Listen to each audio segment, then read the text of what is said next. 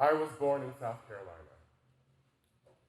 They tell people to come here where there's a good climate, fertile lands, and churches, and schools, and hospitality.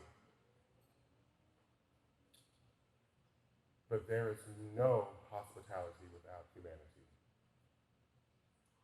My name is Ira Johnson. In July of 1895, there was a fight between two boys in the train depot in Marietta. I tried to intervene to try to get them to stop fighting.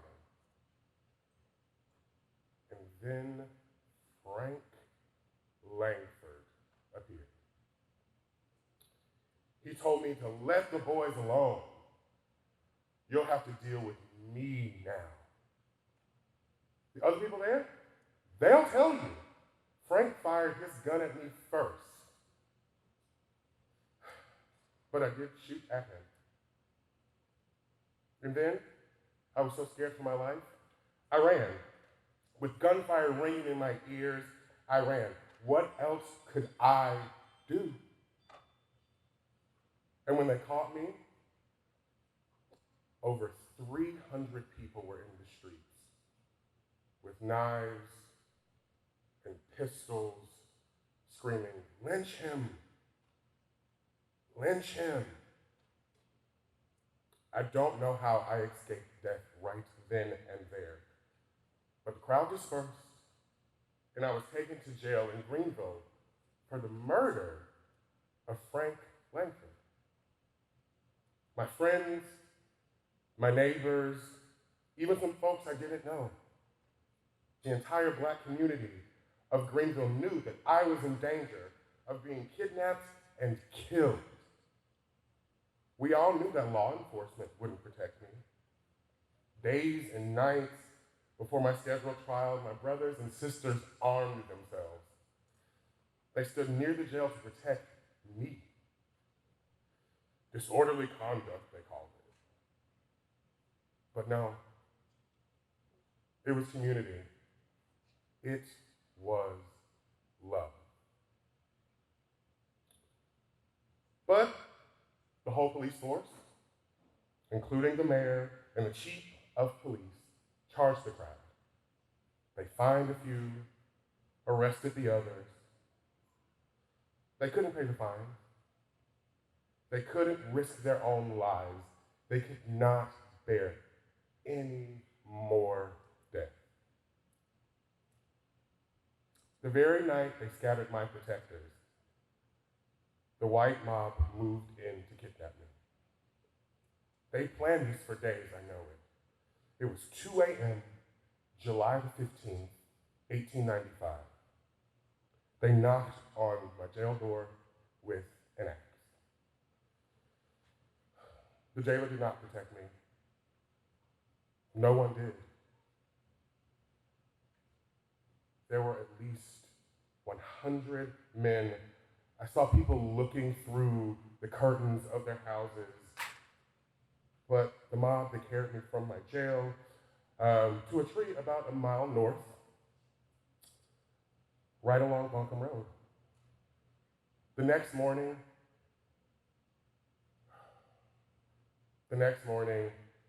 a little black child found me. They found my body stripped and bound and shot over 500 times.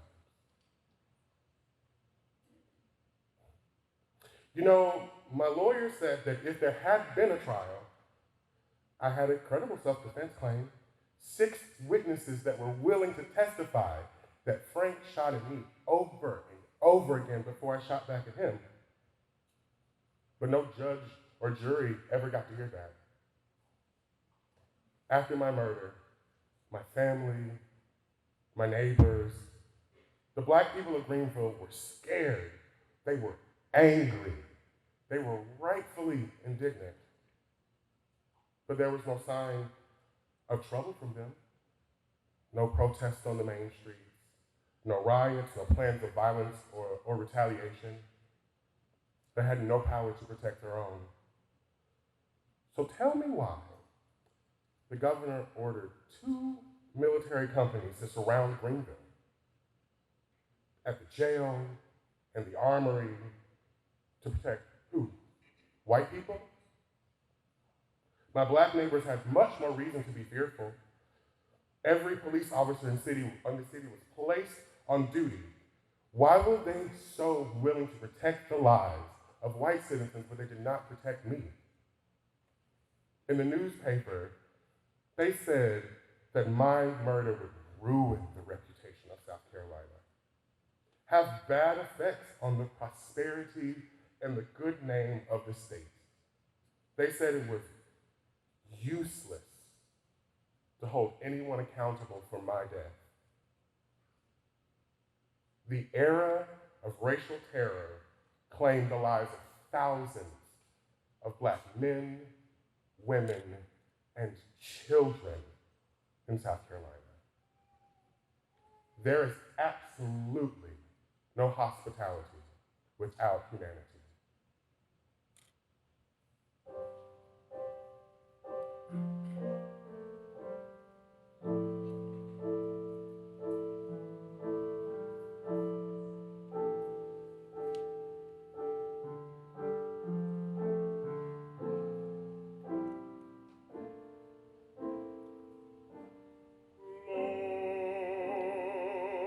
Lord, now lettest thou thy servant depart in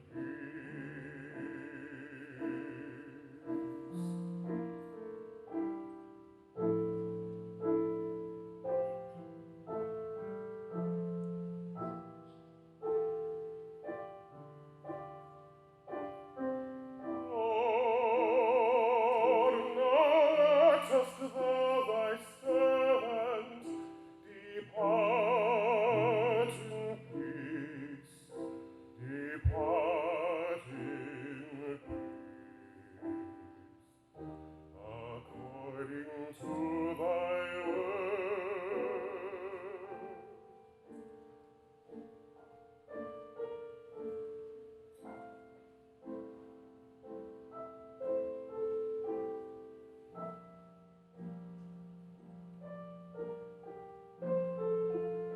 For mine eyes have seen thy salvation, which thou hast prepared before the face of all people.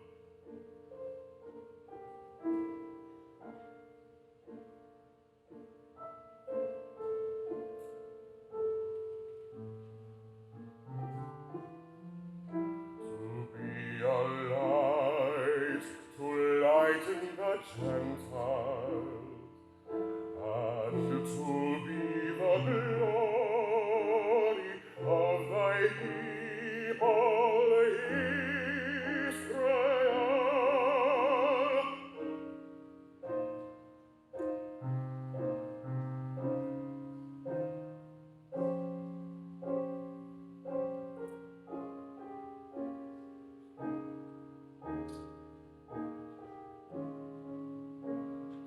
Glory be to the Father,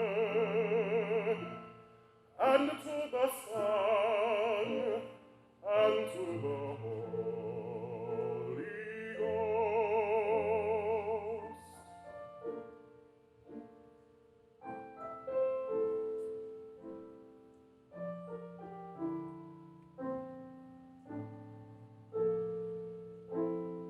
As it was in the beginning, is now, and ever shall be, world without end. Amen.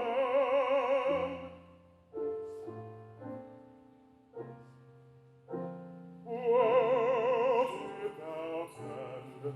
Amen.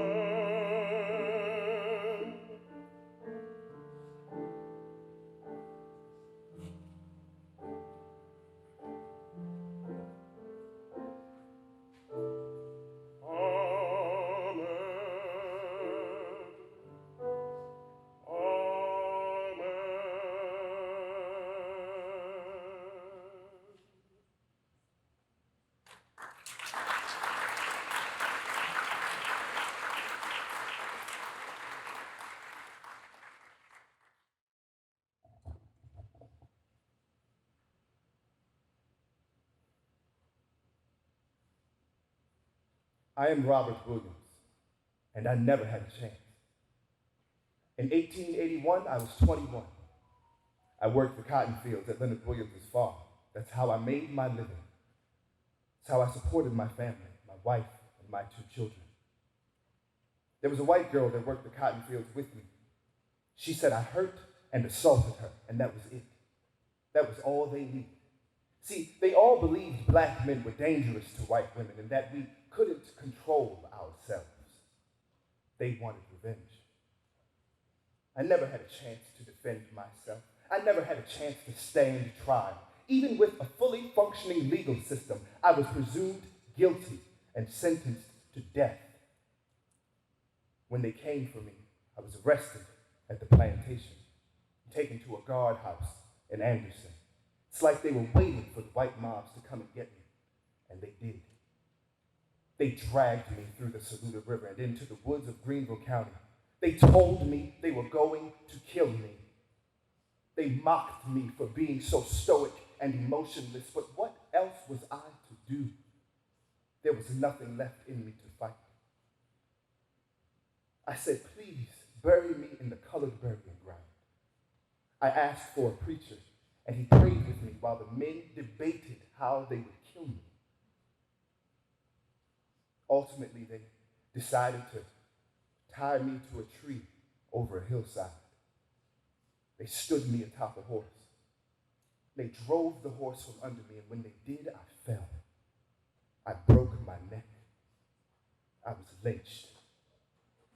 Not one of them, the white men that did this to me, that murdered me, attempted to conceal their identities, and no one was held accountable. The local paper said, not only are the actions of the citizens justifiable, but what they did was done in the vindication of the purity of white womanhood. I am Robert Williams, and I never had a chance. God of our weary years, God of our silent tears, Thou who hast brought us thus far on the way, Thou who hast with thy might led us into the light, keep us forever in the path we pray, lest our feet forget the places, O God, where we met thee, lest our hearts, drunk with the wine of the world, we forget thee. Shadowed beneath thy hand, may we forever stand, true to our God and true to our native land.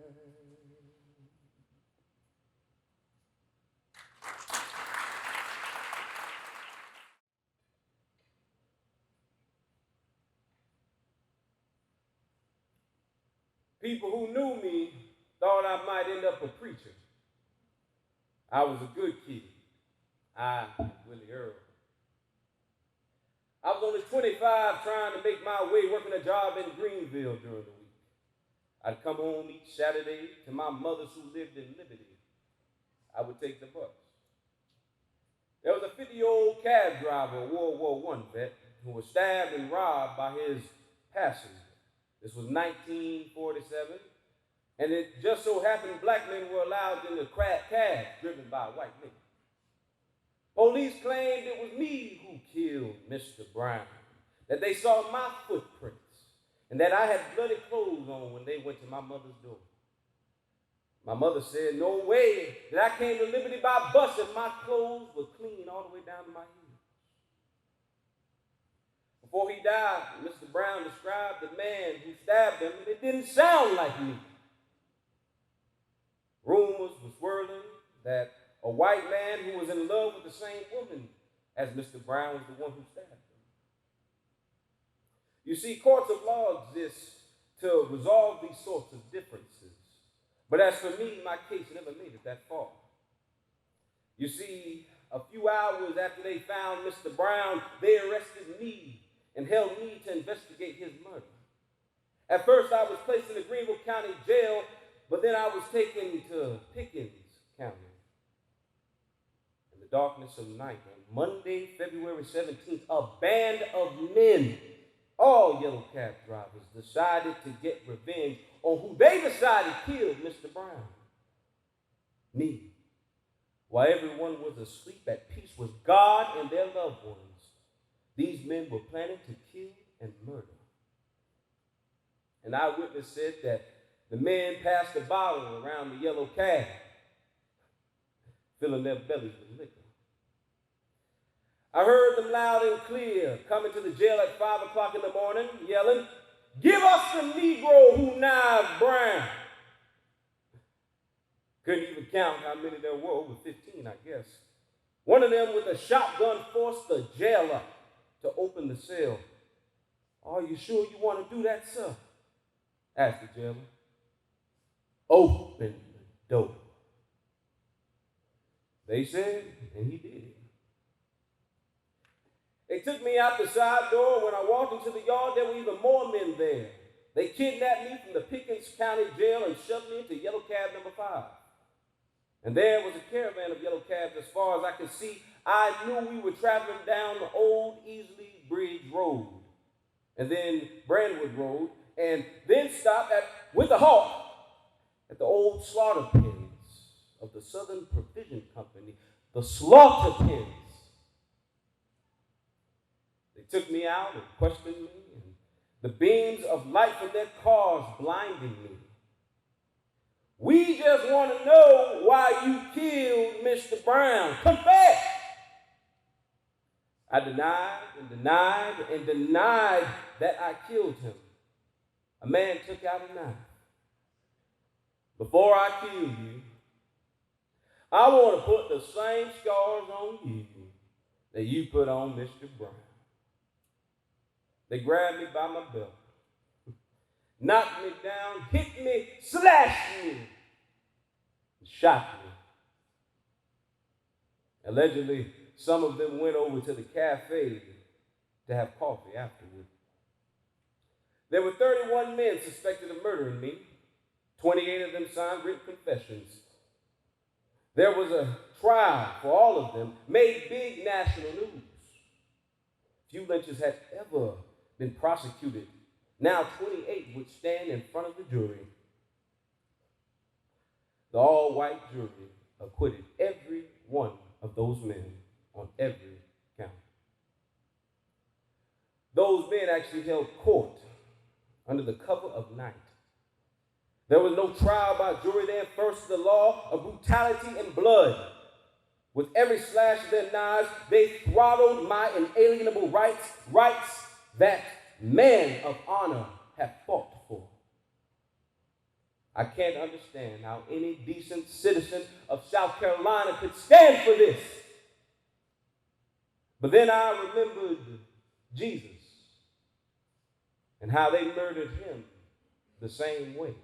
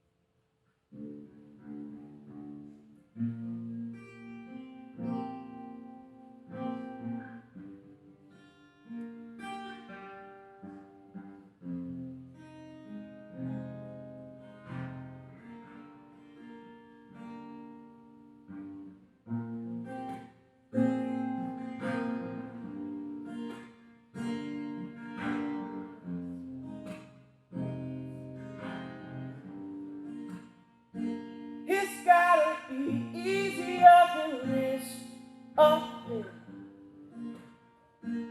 'cause it's so hard down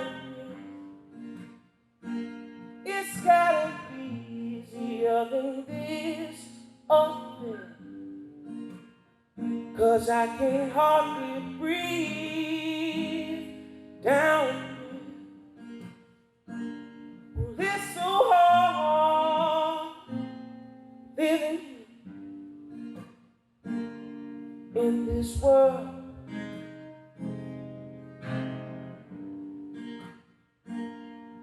It's so hard being me every day. I see another brother killed dead, walking home.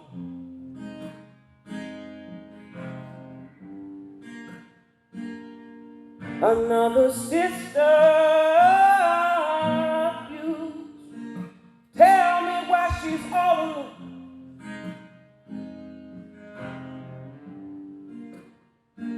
He is so hard.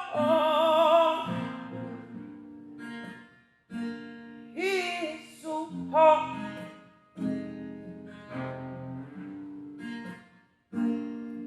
It's so hard.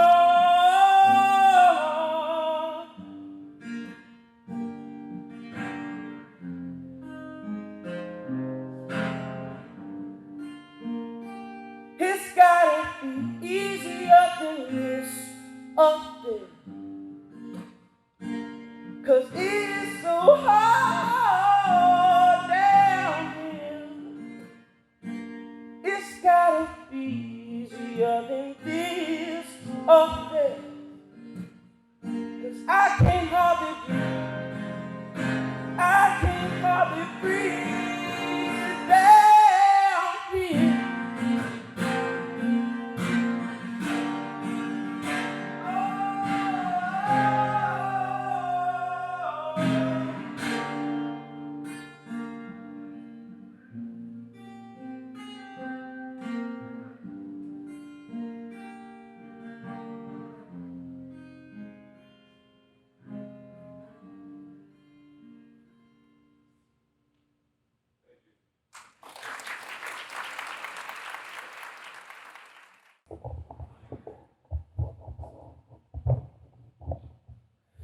It's my honor and privilege and pleasure to welcome all of you to this another great opportunity for us to come together and remember, recognize, and hopefully develop a new passion to move forward. The Community Remembrance Project has been going on now for a couple years, but it's been very effective at helping us to understand so much about how we got here, and then making us realize even more about where we got to go. I'm going to read to you a bit of the history of the anti-lynching legislation that many of us know was just recently passed and signed by President Joe Biden, but it took a long time to get here. On October 26, 1921, President Warren G. Harding traveled to Birmingham, Alabama to participate in the city's 50th anniversary celebration. The Republican Harding, just 7 months into his first term, was immensely popular. But the speech he gave that day was soon condemned by the Birmingham Post as an untimely and ill-considered intrusion into a question of which he evidently knows very little. What did Harding say that offended the local newspaper? After marveling at Birmingham's the president broached the subject of race relations. Harding reminded the audience that Black Americans had served just as honorably as whites in the recently completed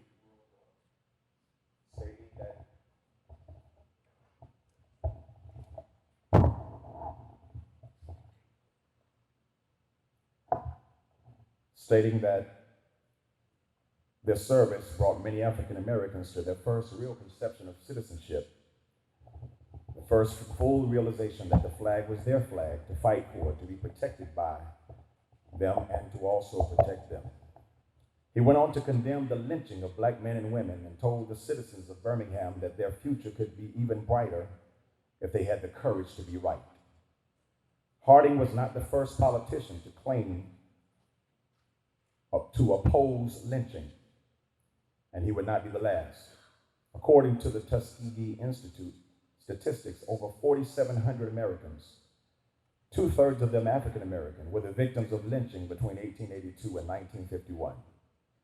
Lynching was a favorite tool of the Ku Klux Klan and other hate groups in the years of the Civil War, terrorizing black communities out of political activism and into silence for fear of their lives.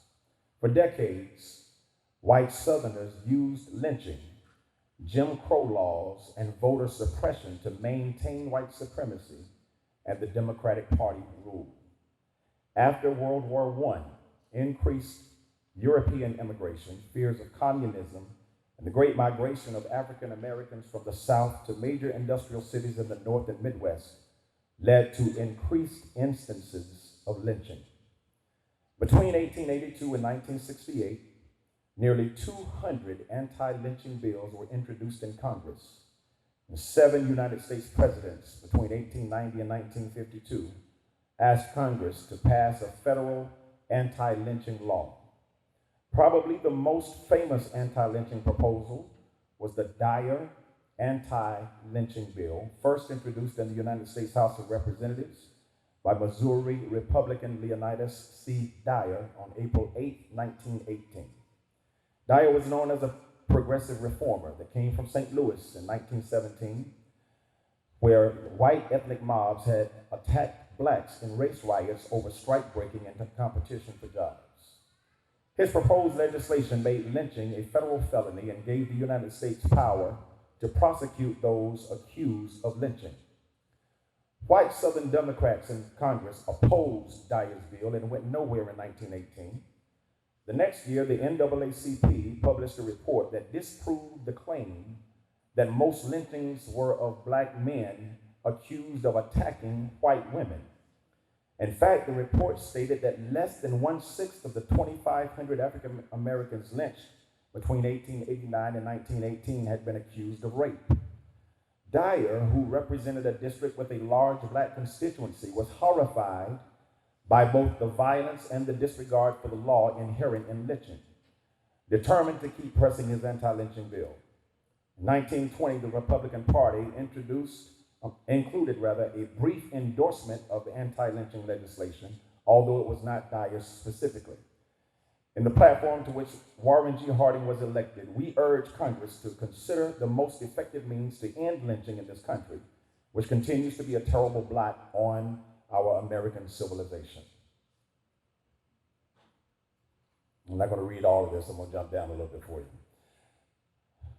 The next bill after the Dyer bill was the Costigan-Wagner bill of 1934. And then other lynching bills came and went through the years, but none ever passed Congress and went to the president's desk. Even as we enter the second decade from the 21st century, Congress had still never passed an anti-lynching law.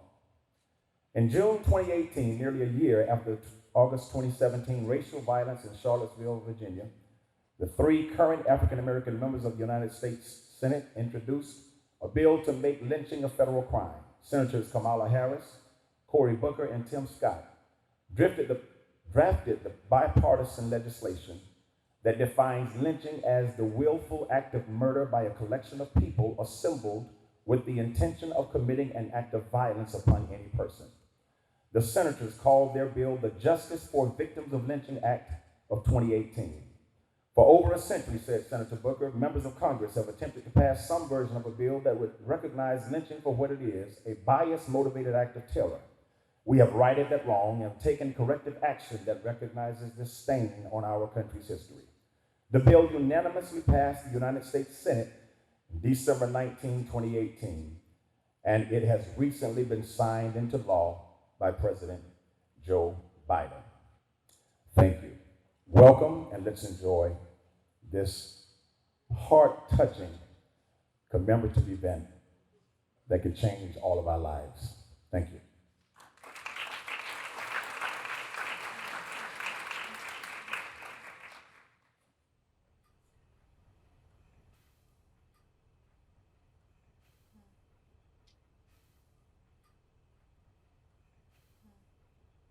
Did your parents ever warn you when you were growing up to behave well so you wouldn't get lynched? Oh yeah, yeah. Yes. They warned us. They warned us. Be careful. Don't mess around, because they'll lynch their kid, and they would. Well, it was in my childhood days. Oh Lord, many long years ago. Now with the Spirit, now of my Savior. My name is Aquilus Jackson. My initial, they gave me initial AQ Jackson. I was born 1929, May the 1st, 1929. I have pretty fair health. I never had a toothache. And left a pretty good life. I live. I can just close my eyes and see Willie and his brothers and sisters. They had a path going right down through there, across the little old branch, right up to the house. I can see them now coming up through there, coming to see us every morning, every evening, stay and play until they got late. And sometimes we'd fall asleep and we'd just stay there till the next morning. I believe that if Willie was living today and knowing him from back then at that time of age, I think Willie would be something like a preacher. He'd be a sent man. He'd be an upright man now, knowing what Willie was then. He was a good guy. That's really, it hurt me so bad when I found out that they had murdered Willie.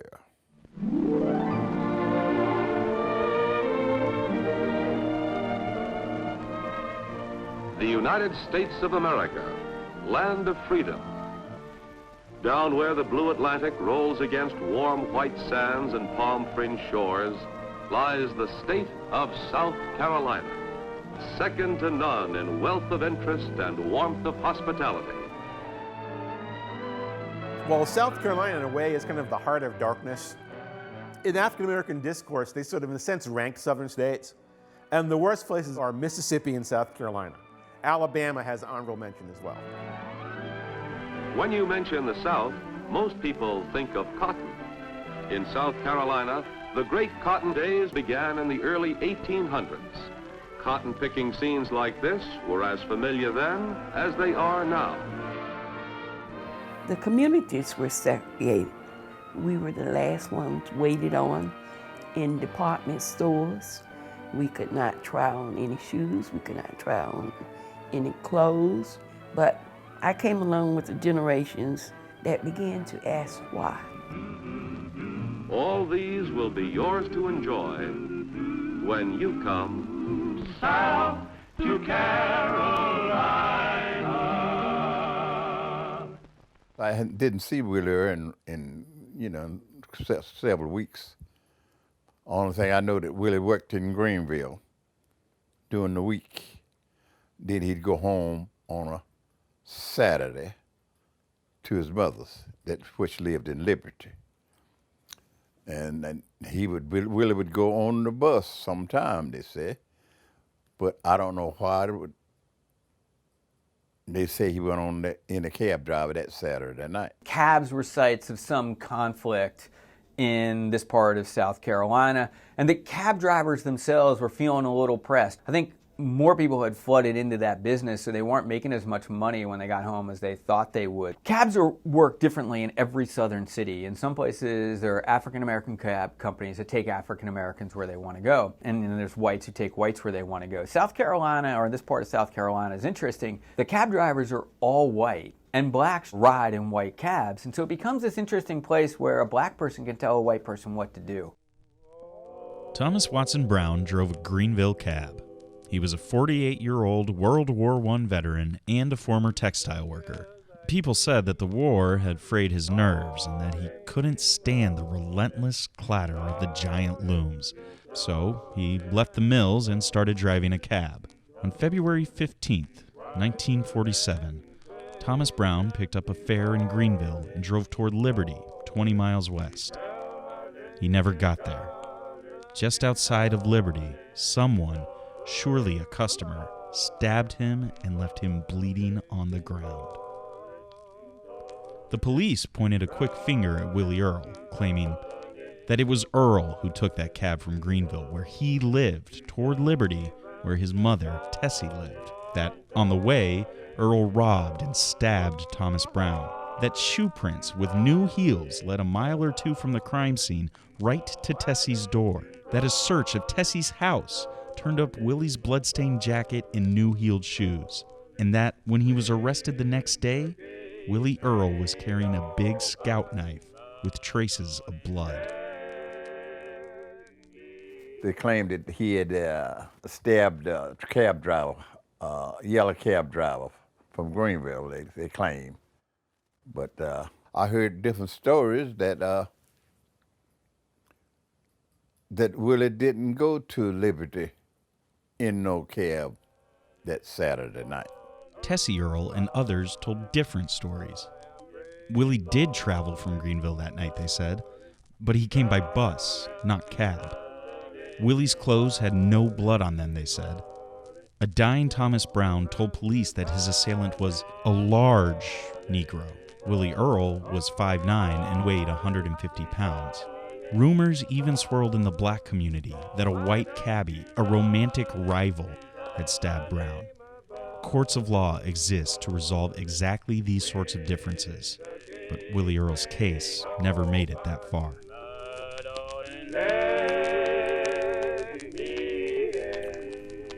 It was on a Monday morning. I done bought me old 35 Chevrolet, I believe it was 1935. And I was in my backyard that morning about 9 or 10 o'clock. And I was listening to the radio, and I heard the man on the news that stated that Will Earl was taken from the Pickens County jail. Named Willie Earl. Willie was then taken into custody and placed in the Pickens County Jail on Saturday night. I, George Roger McFalls, make the following statement to Frank Reed, Deputy Sheriff of Greenville County, South Carolina, about 3 or 4 o'clock in the morning of February 17th, 1947. I came in off a drive in the Yellow Cab, which I drive for the Yellow Cab Company of Greenville, South Carolina. There was a bunch of cab drivers at the Yellow Cab office. They asked me if I was with them to go to Pickens, South Carolina to get the Negro who cut Mr. Brown, a Yellow Cab driver. I told them I was with them. We all loaded in taxicabs and started towards Pickens. I got in the car with Paul Griggs, who was driving a 1941 Mercury. I, Paul F. Griggs, Jr., make the following statement of my own free will and accord with knowledge that it may be used in any court of law against me. I am making this statement to Lieutenant Virgil L. Ashmore, South Carolina Constable. I followed the procession to the Pickens jail. All along the way, I never had a clear conception of what would take place at the jail.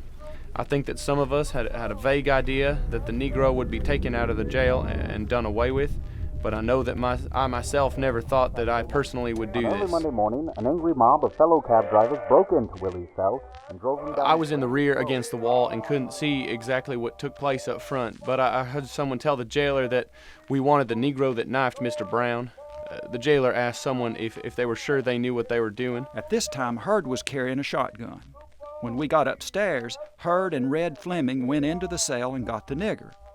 Fleming and Hurd, or Griggs and Hurd, brought the nigger downstairs and Hurd carried the shotgun. They went out the side door. I went out the front. I stayed in the yard, but a bunch of the men went into the jail and brought the Negro out. I don't know which one of the cars the Negro was placed in, but I know he was put into one of the The nigger cars. was placed in the back of Clardy's cab, which is Yellow Cab number 5. We were the lead car away from the jail, and the other cars followed.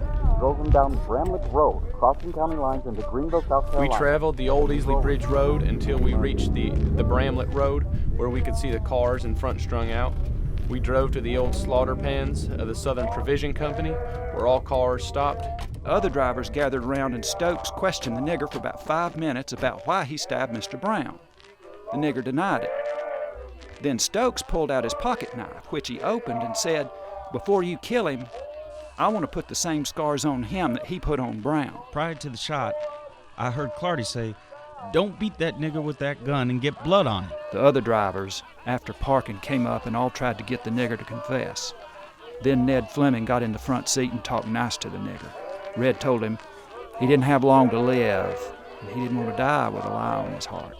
The nigger then confessed, said he stabbed Mr. Brown. Photographs of various taxi drivers by the officers, and can I definitely identify? Rector then pulled the Negro out of the car by his belt and took him behind the car. Rector and Griggs hit him several times with their fists and knocked him to the ground. I could hear some licks like they were pounding on him with the butt end of a gun. I heard the Negro say, "Lord, you done killed me." Hurt said, "Give me the gun. Let's get it over with." I do not know who fired the shots. And as the nigger was on the ground leaning on his elbows, hands over my ears. Herd shot him.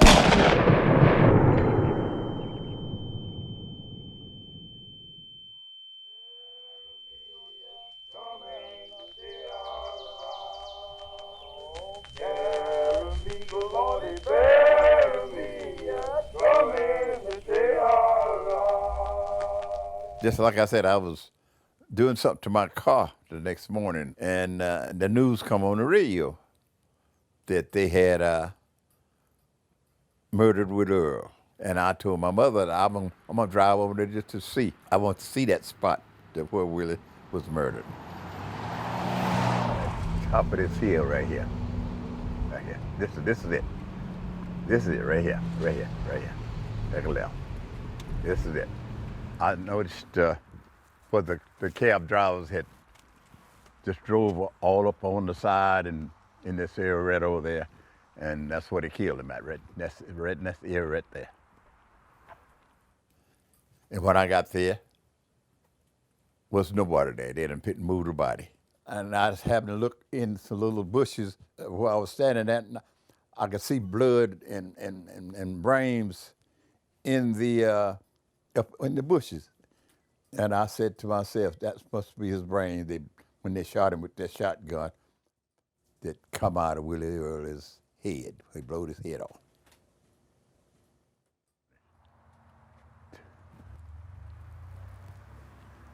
And I just sat here in my car and just looked and cried to myself. It was a sad, sad, sad moment. They would be shouting, "Praise my God, I hear them still in that little that one church house out on a hill."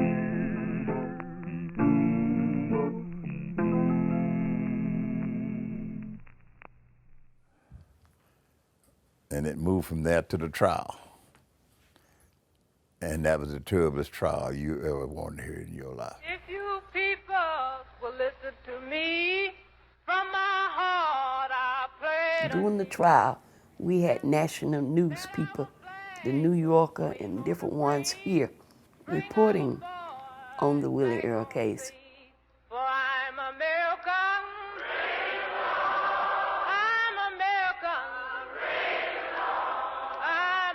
Spectators streamed into the Greenville County Courthouse, whites through the front door, blacks through the side and up to the Jim Crow balcony. They all came to see something new. Few lynchers had ever been prosecuted. Now, dozens of Willie Earl's killers would stand trial. 26 had signed confessions. Conviction seemed possible. When you work and play and sing, you be proud of your liberty. For we are American. We are American. We are American. Praise the Lord. An all-white jury acquitted everyone on all counts. Come on, boys, and let's do our best. I just wish that you could have been there and heard that trial. I just don't believe that. I just don't see how that really man with good with common sense and being a human being could listen to some of them stories they told at that trial. But then I thought about Jesus. I said, they murdered him the same way. We are American. We are American. We are American. Praise the world. Praise His holy name.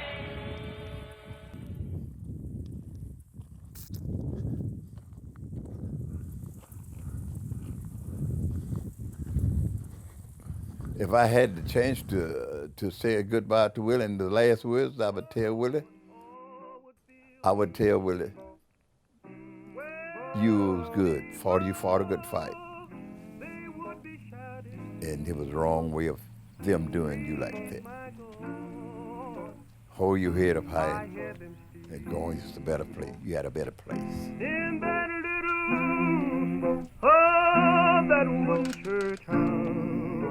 And now we gather as a community in the Community Remembrance Project by folks who helped put this piece together that we saw from outside of the community to help our community learn, grow, and heal and move forward from this process. What we have here in Greenville and the upstate is special, and we all know that. But what we've come from is not something we want to talk about very often. So it's taken a few folks from outside of our community, from Elon University, to help us remember where we have come from. Please welcome the filmmakers and producers from Elon University forward this afternoon. Ladies and gentlemen, we have Mr. Thomas Espy, Ms. Cassie Harding, and Mr. Frank Carroll, who have joined us from their former class in school, filming Southern Legal History from Elon University, to come forward today. Please welcome them.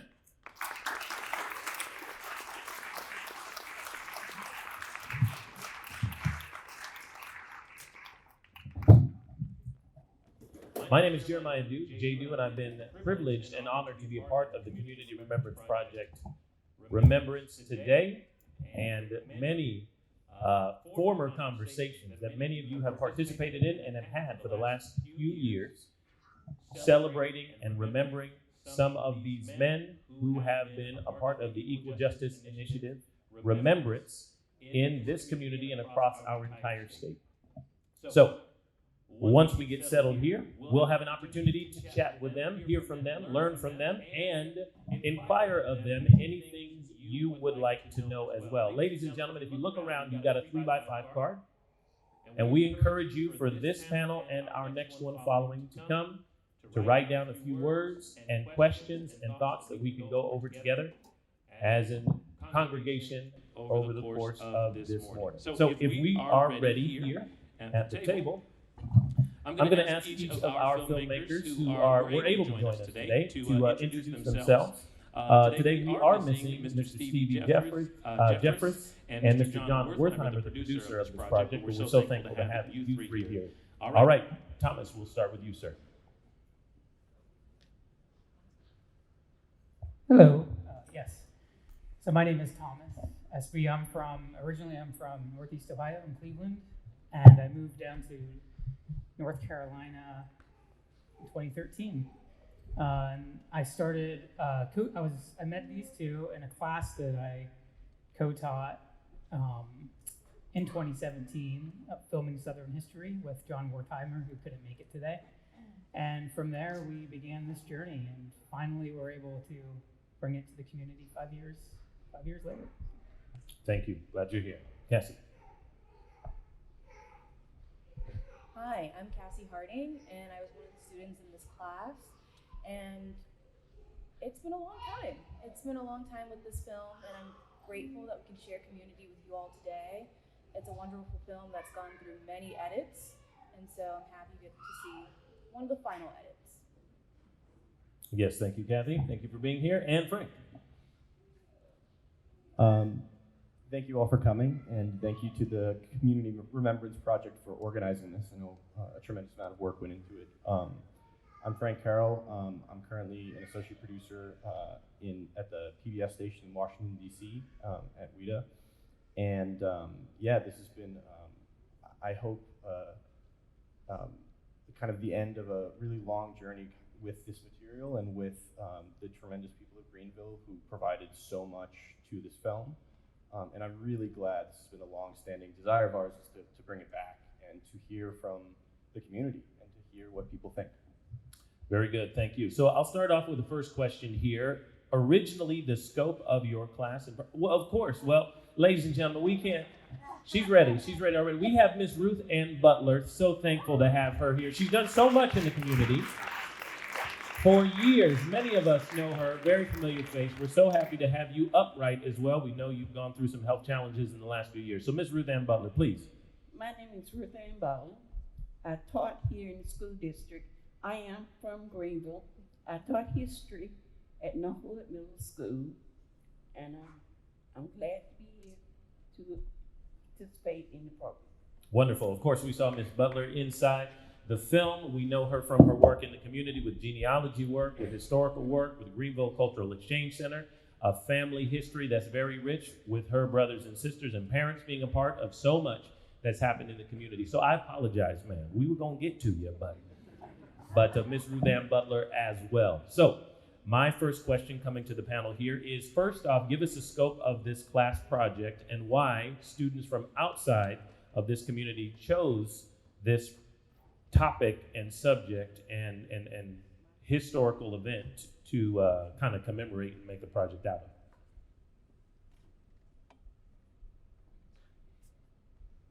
Well, this project was originally conceived by Dr. Wertheimer, who's a tremendous professor of history at Davidson, and he felt like he wanted a new way to approach a very critical and kind of important chapter of history that was lynching and actually looking at anti-lynching law. And so he felt like he wanted to use kind of elements of oral history and to bring what I think documentary film can do really well, which is to bring empathy, to allow you to see people and to hear from people who experienced these events.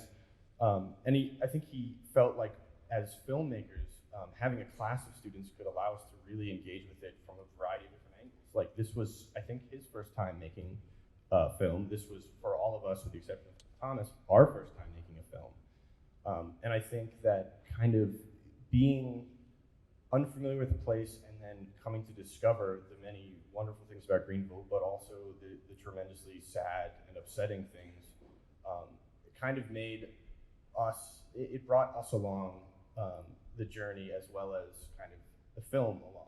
So, and just shortly to add quickly, I think this specific story John had done so much research on prior to, and really wanted to tell this story, and there wasn't a lot about it out there yet. So that helps in the film process when there's a lot of research that has already been completed, when you only have like one semester to kind of complete a film, which we quickly found out would take us a lot longer than that. So now, Cassie, I know that you all had several different topics, and this piece that we just witnessed is only a small portion of what you guys kind of studied and what you kind of understood throughout the entire saga of what Willie Earl means to this community. So give us some of the other pieces that went on and tell us how you came down to just this documentary piece as well.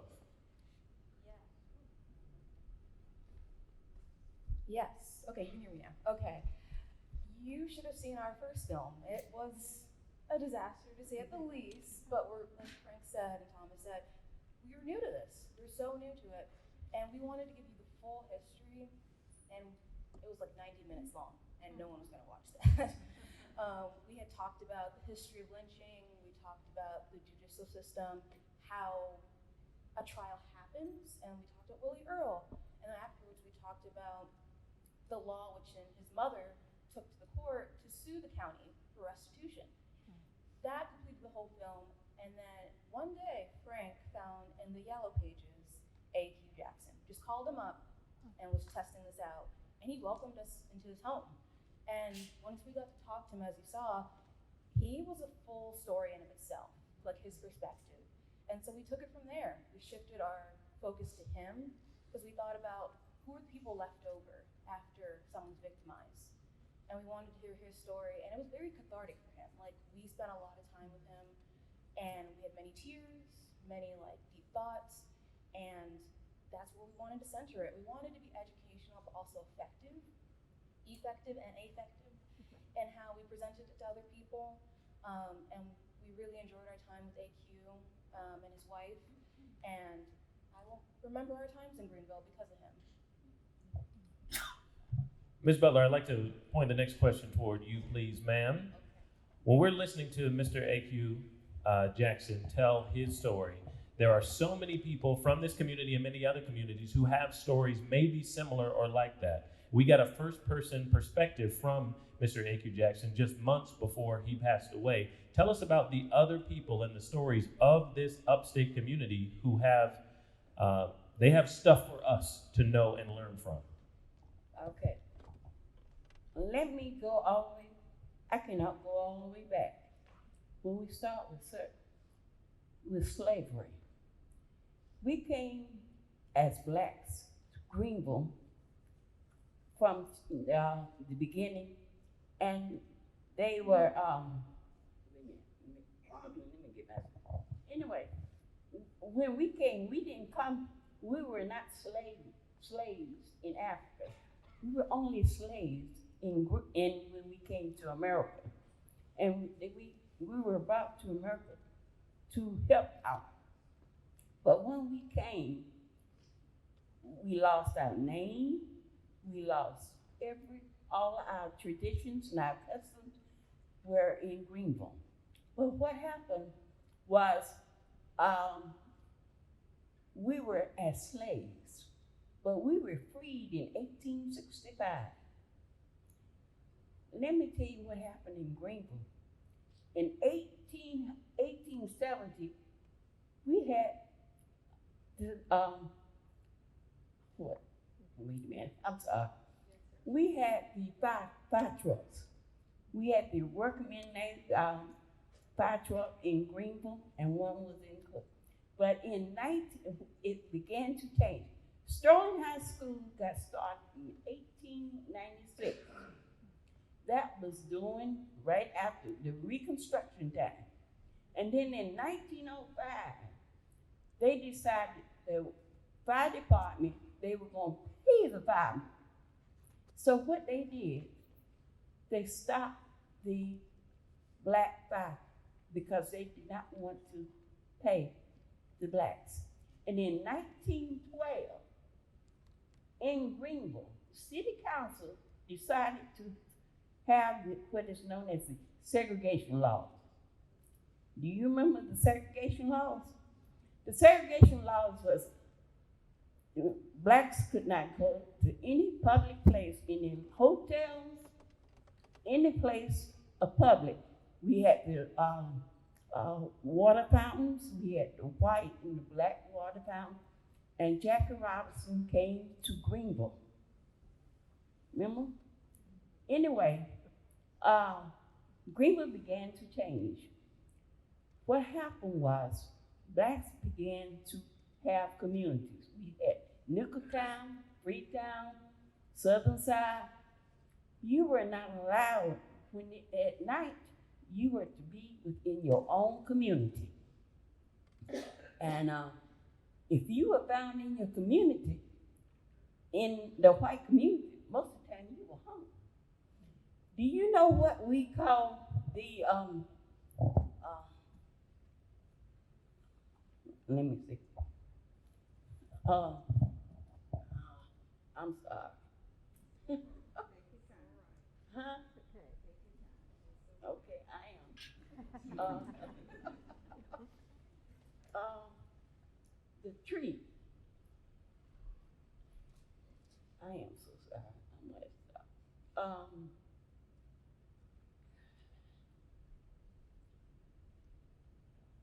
The strange fruit. How many of us know about the strange fruit? Okay. Strange fruit was when they really lynched the blacks. Some trees had from 2 people up to 12. What happened was, it was a ritual. They would come and they would bring the blacks to the tree. They would put tie their hands, put handcuffs on them. They would put the lynch around their neck and throw the rope across the tree, and they would lynch them, and they were called strange fruit because usually the tree would have fruit in it, but now the lynch were different, and so that's when changes became in Greenville, and that's when the Ku Klux Klans and they started all the lynching taking place in Greenville, and then when the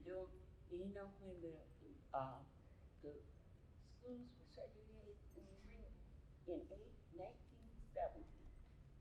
That's when the changes began to be made.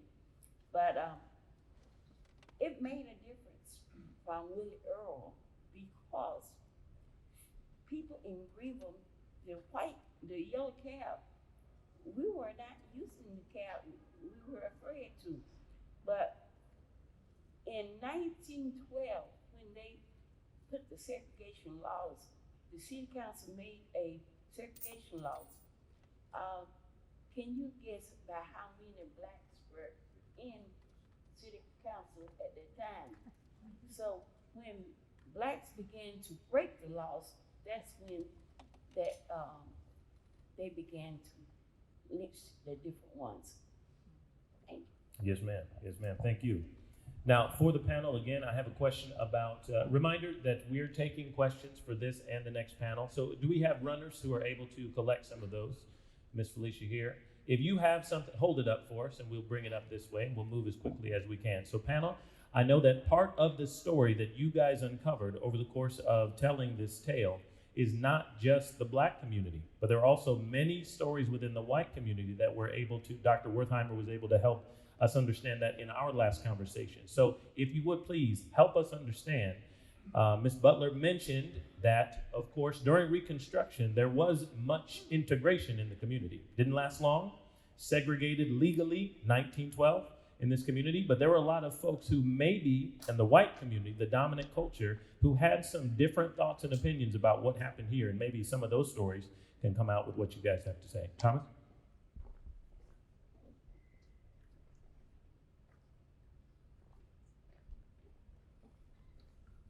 Well, that was definitely an important part of Dr. Wertheimer's research and something that we kind of delved into as well.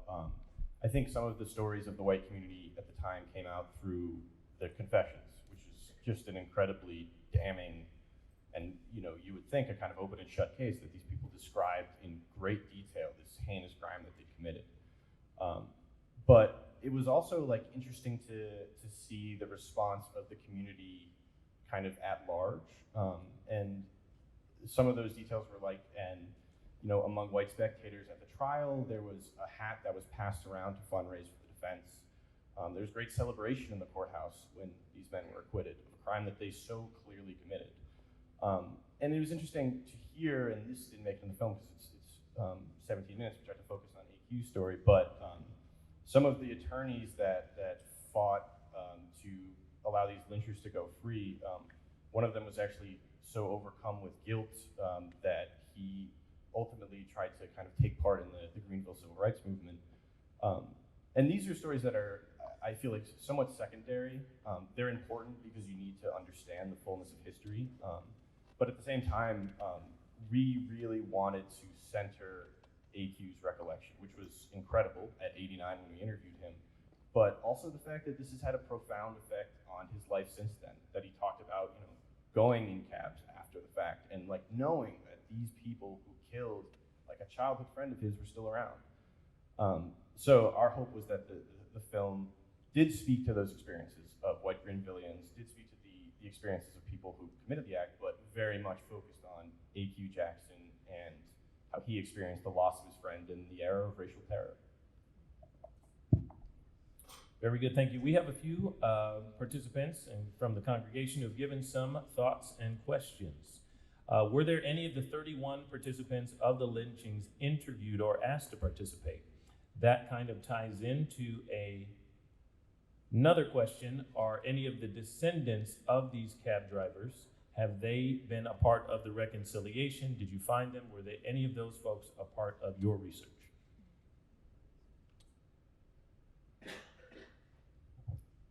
No, we did not find any of the descendants or the family members related to the cab drivers.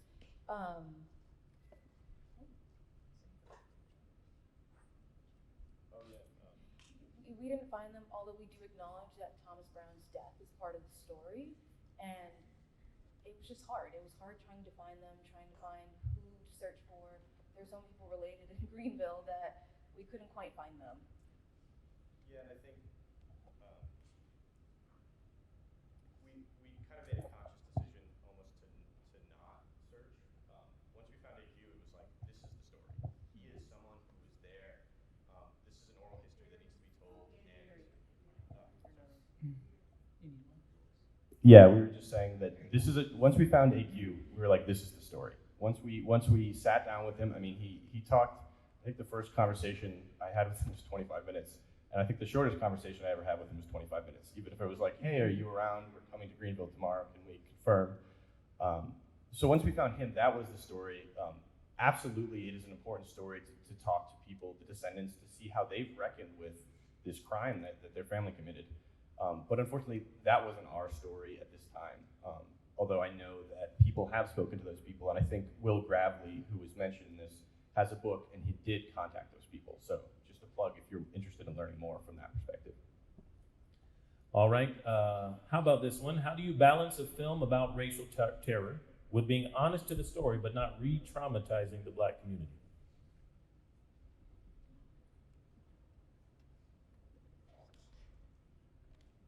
On that note, Thomas, this might be a good question for you, but I'll add on to that. What is next for the film? What have you been doing with the film since you all produced it, and where has it been? Yeah, well, for that one, I can answer really, easily. We have, over the last, I want to say like 2 years, well, up until about 2020, we had been making cuts to it. As Cassie mentioned, it was really long. And it was more of like a historical documentary. I don't know, like something that you would, like a Ken Burns type thing. And then that's when we met AQ, probably in 2019. And then by 2020, we had it down to where it's at now. And we started to enter it into film festivals, and we have been pretty fortunate to be able to show it. Well, a lot of it was, they were virtual film festivals due to the pandemic. So that cuts a little bit of the conversation out, which is the main reason why we made this, is to start conversations like this. But it's been seen by a lot more people than I think we ever thought it would be, for the better. And this was our ultimate goal, and this is why we're so thankful to be here. I think it was Frank contacted people a couple years ago, maybe, to begin this conversation. So that's it. And going forward from here, I think it will be on South Carolina's PBS website, I want to say. John Wertheimer, who runs the class, he made a second documentary. I wasn't a part of that one, but it will be up on the website very soon, and then they're going to add this to it. And I think future documentaries that are made in his class will go to that collection. So when we have more information on that, I'll be able to share it with everybody. We have an Instagram and stuff, so we'll post it once we know for sure that it is. Very good, thank you. Ms. Butler? I served on the committee, the Willie Earl committee that was ran by Ms. Santine Norris. She was the chairperson. And we did meet with some of the Earl family at the time. But Greenville changed a lot since Willie Earl because of what took place. But we did a lot of research for Willie Earl, the community. And I don't think that Greenville should ever forget what has happened because of this. And we need to be reminded about things, but of having to do with Willie Earl. Yeah, and I think just building off of that, that's why we chose to make this film and not edit or not censor, I guess, the history of it. And we realize that can be traumatizing to a lot of people, which is why we decided, obviously, to put the disclaimer up at the beginning. But also, we had this conversation, I think, of like censoring it, whether we would or not, and it was something that we didn't decide quickly. I can't remember exactly the conversations we had because it's been so long, but I think it came down to that, just that, like, if we're going to show history, we can't censor it, and it can be tough. History can be tough, and people need to hear how people just openly spoke to a police officer. Well, so we chose to add that in, and we just picked like random parts to the story. The entire documents, they're all like that. So we decided to pick multiple people and have multiple confessions added to it. And I think that whole segment of the film, that whole sequence, is probably the most powerful from the past, because the rest of it is AQ talking about this, and in the future talking about it as a past event. So we did want to bring some challenging things to it. Hello? Oh, okay. I have to say that this film was emotionally taxing for me, every step of the way. There were moments I had to take breaks. We went down to Montgomery to visit Brian Stevenson and the Equal Justice Initiative to get connections with them, see if we can get some soil from the site to be placed in the museum. I cried multiple times making this film, but throughout the way I knew I had to make this film, and every time I've shown it to anyone who's ever asked, or audiences like this, I've always felt rewarded. Like, I don't care about the fame, I don't care about any of that. It's just giving the opportunity for AQ to share his story, and this work has influenced what I do now. Like, I'm a paralegal with the Federal Public Defenders. I defend people every day who look like me, who have needs and stories, and it has to be told. Like, there is trauma with this film, but if we just leave it and let it die, then what does that serve for the next generations that come after us? And so that's what I thought about this film, and the films hopefully will make in the future. Black history is needed. It's a part of this country. It's all of us in some way, fashion, or form. So I hope everyone got something from this film. That's all we ever wanted for when we started this film, was for people to see it, to think, to reflect, to feel. And yeah. I want to thank the panel for being here in Greenville with us and providing us with this opportunity to have this discussion and conversation. We congratulate you for your great work, and we look forward to what you're doing in the future as well. We thank you so much for bringing this. And I think, coming from the perspective of me personally, who's a citizen of this community, it's about time we start talking about these things without the censorship and without the editing. And let's really take back the community to these remembrance programs and projects and the people who should be here with us to tell the story themselves. Thank you, ladies and gentlemen, for coming. Our student team here moved on from Davidson College. Sorry, I misspoke earlier. Thank you so much for being here. We'll dismiss you now, and we'll turn things over toward our Judicial Complicity in Greenville County Forum, which I'll continue to moderate. And as we switch and move toward that, I want to read something from our community as well, from a citizen in our community. We have so many folks here who are participating in this conversation with the Community Remembrance Project for the last few years, who are from the dominant culture, as I like to say, the white community, who are asking questions, who are here and learning with us and remembering with us.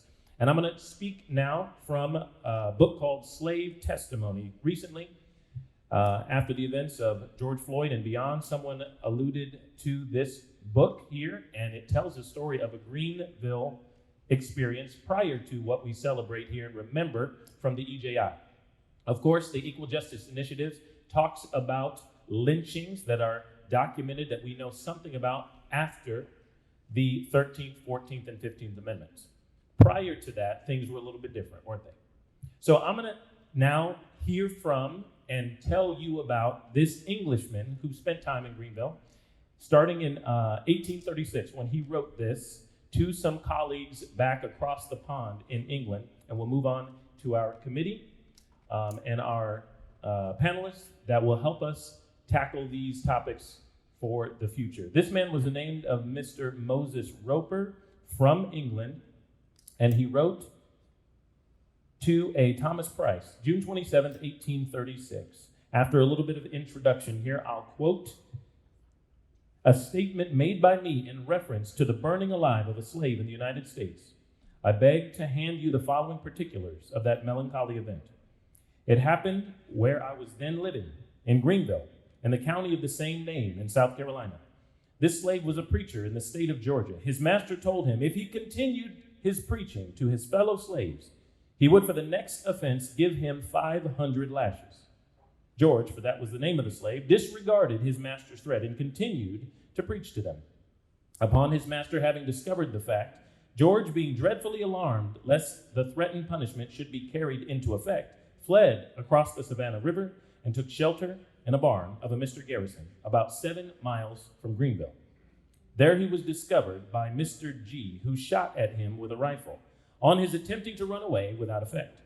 He was then pursued by a Mr. G, who endeavored to knock him down with the butt end of the piece, unsuccessfully. George wrenched the rifle out of his hands and struck his pursuer with it. By this time, several persons were collected. George was secured and put into Greenville jail. The facts having transpired through the newspapers, his master came to Greenville to claim him as his property, but consented upon being required to do so, to receive $550 as his value, with which he returned home.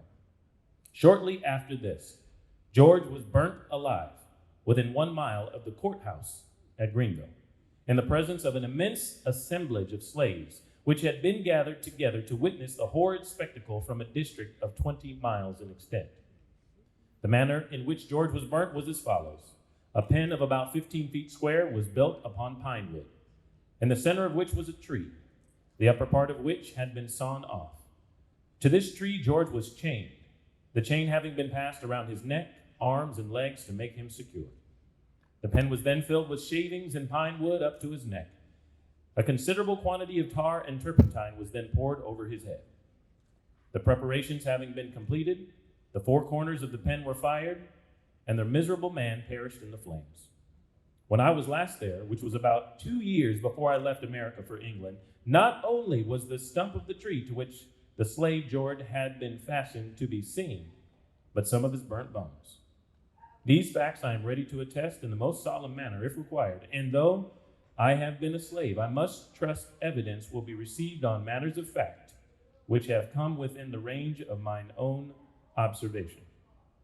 Ladies and gentlemen, what we're here to remember and the people we're here to remember is not new, is not unique to Greenville, but things happen right here.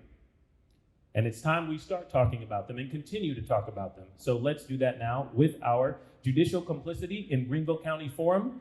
And the panelists, please welcome back Miss Ruth Ann Butler. I'm sorry, Miss Ruth Ann. You're still close. Okay, Miss Ruth Ann Butler, ladies and gentlemen.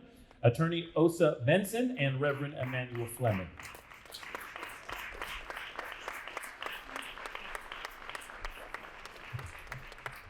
Thank you so much for being here, panelists. At this time, ladies and gentlemen, a reminder that we are and ready to take up some of your questions and thoughts. Please be comfortable here.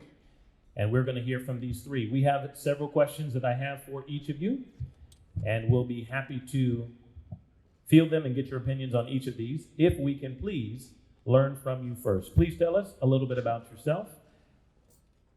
Attorney Benson and Reverend Fleming, please give us a little bit of introduction.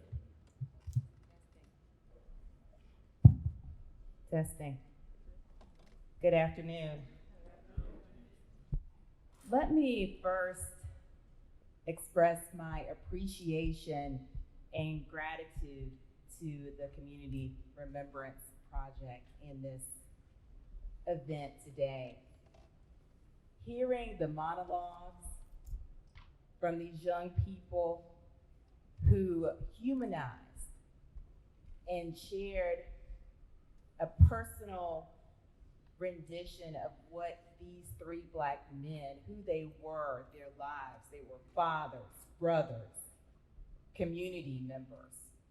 People loved them. They were family to those who lost them. And just bringing those experiences to life, I think for us all, gives us a sense of the tragedy, the loss, the evil that took place in taking those lives. The documentary, I want to say thank you to those students who are now, I don't want to call you young, you guys did an awesome job with the Willie Earl documentary. And, there was the question about whether it re-traumatizes the Black community. Well, we've been traumatized. We live this trauma, and we live this same type of evil in different forms to this day. So to talk about it, to communicate, and to be able to remind people in this way is so important. And I think our moderator has said that best. But anyway, you did, okay, I'll get to it. I am Osa Benson. I am a native of Greenville, born and raised right in the heart of downtown. I am an attorney. After attending Greenville Senior High School and then going on to college at Furman, where I studied political science, I then went on to law school at Howard University in Washington, D.C. Having been traumatized by my own experience of growing up here in Greenville, the institutionalized racism that exists in our education system, having to fight to be heard, to be seen, to be understood as a young Black girl growing up in this city.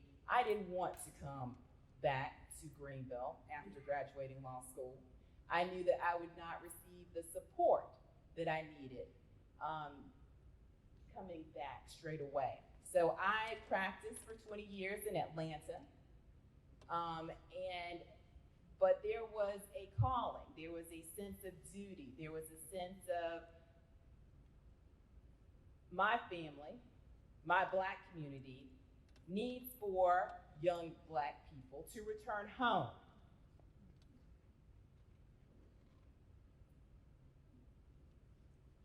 So anyway, I digress, but I am here. I am passionate about my people. I am passionate about our progress. I am passionate about making sure that we are not left behind. I support projects like these wholeheartedly.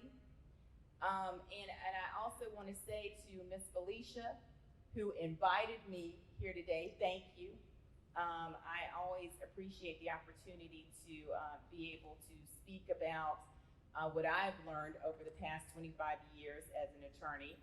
I am a civil litigator for a large corporation here in Greenville, but my passion is civil rights. So thank you for allowing me to speak. Thank you, Attorney Benson. All right, Reverend, a few words of introduction, please. Yes. First and foremost, good afternoon to everyone. I'm thankful and appreciative for this opportunity. Thank you, Dr. Smith, for this great organization and group of individuals who counted not robbery to put this together and has been doing this project for a while now. This is a beautiful project. Even in the ugliness of it, it is needed. And so we're thankful to you all for allowing me to have this opportunity, this honor to share with you all today. Quickly, I am a native Greenvillian. I actually pastored, my first church was Abel Baptist Church. That's where Willie Earl is laid to rest. looking at the fact of it being 1947, that's not a long time. I'm gonna leave that there because you'll hear from me later. Let me give you a disclaimer. I love you. Ain't nothing you can do about it. But I want to say to you, you're gonna hear the truth. We cannot heal if we don't start dealing with reality and the truth. I don't fake, I don't play games. We cannot move forward. If you talk to any psychoanalyst, any psychiatrist, any psychologist, anybody in that realm, they always tell you when you want to heal and move forward, you got to move past the now first. So therefore, with the uncomfortability of it, we have to understand that we got to find a comfort zone to where we all can know what the truth is, figure out what we can do to move forward, but we cannot know how to move forward if we don't yet yield to the past. Finish up that real quick. Pastor Abel Baptist Church, went to Royal Baptist Church in Anderson, just started a new church plant a couple months ago, Real Church Upstate in Anderson. Military, 13 years, still counting. Enlisted 9 years, officer the rest of the time. Army National Guard. I'm in a chaplaincy and candidacy program with the 151 ESB, which is located in Spartanburg with 4 units throughout the state of South Carolina. Second Vice President, NAACP, list goes on. Humbly, I say, I'm here to serve. It ain't about me, and that's one thing I've learned, and also a happy and proud father of 5, and soon to be married again, praise the Lord, amen, to a beautiful woman who is blessing my life. And so that I'm thankful for her being here and also being a child of somebody y'all might be familiar with by the name of Lillian Brock Flip. I'm just saying you might be familiar with her. And so therefore it's an honor in that legacy. So therefore y'all know I have to do some work. So with that being said, God bless you all and thank you for the opportunity and time. Thank you, Reverend Friendly. Thank you both. Thank you for your service as well to our country and this community. Attorney Benson, when police officers had the choice to protect black people from white mob violence, they chose to either aid and abet white mobs or disarm black people or to arrest them. How does that type of legacy impact race relations today? Well, we know that in the South, the primary purpose of law enforcement and of the police was slave patrol, slave catchers. So when your primary job function is to catch runaway slaves and then terrorize them in front of other slaves to deter them from doing the same. When you rape, when you cut off private parts and put them in Dixie cups and then string a man up, let dogs tear a man apart in front of you, take your children away, sell them so that they are then raped and made to be slaves to other people. And then that's enforced by the government and the police and this white community.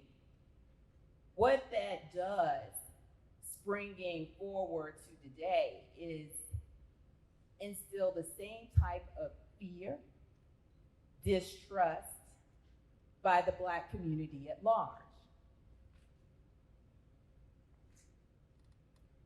It is known in the black community that when something happens, when there is an emergency, that our first instinct is not to call the police. Because when the police come into our communities, they want to know, what kind of warrant do you have, before they jump to, how can I help you? How can I help save you? How can I protect you? So for the black community, the police have never been to protect and to serve. And with that history of them, of white police officers and even the police department in general, being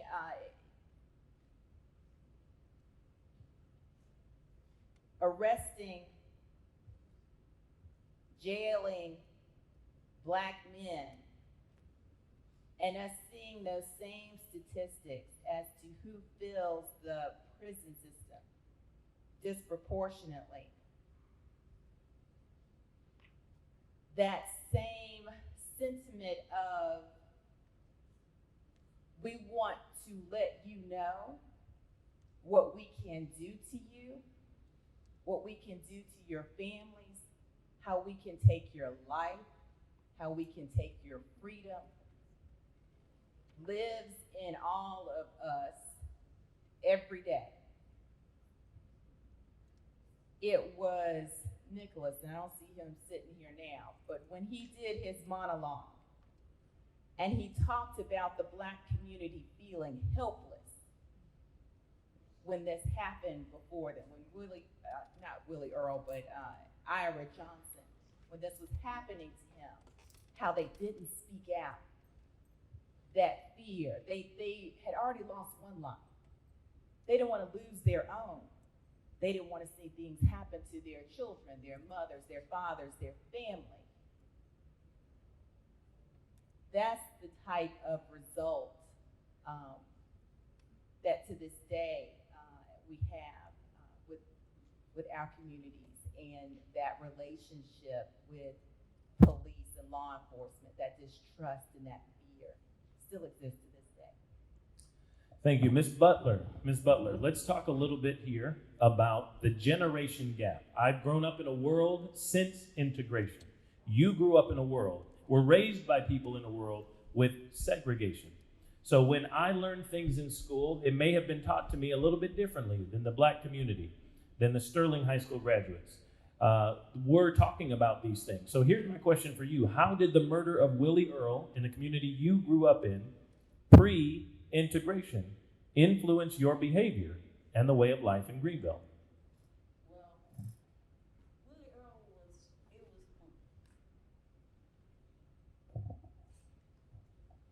Willie Earl took place in 1940, 49.